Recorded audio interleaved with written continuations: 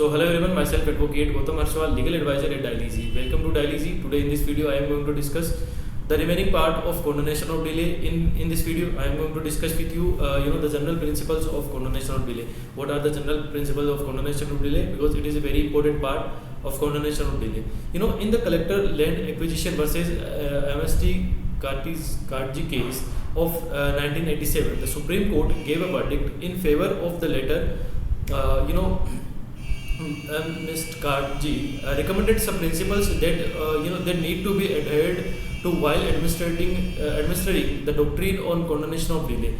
Generally the plaintiff is not entitled to an advantage of by filing a late appeal, and if the court denies to condone the delay, it can cause a meritorious matter to be dismissed. However, the case will be heard based on the merits when a delay is permitted.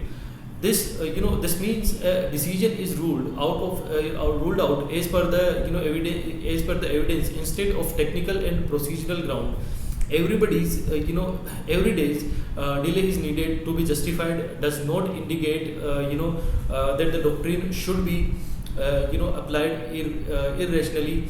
It must be applied in a reasonable manner, not a literal manner, literal way.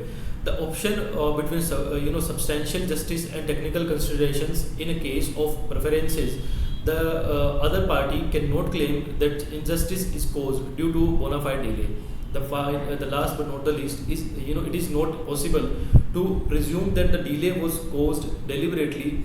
The litigant gains nothing but restoring to delay, and in fact possesses serious risk. So that's all about our discussion. I hope you understood what I have discussed in this video. I hope you understood the general principles of condonation or delay.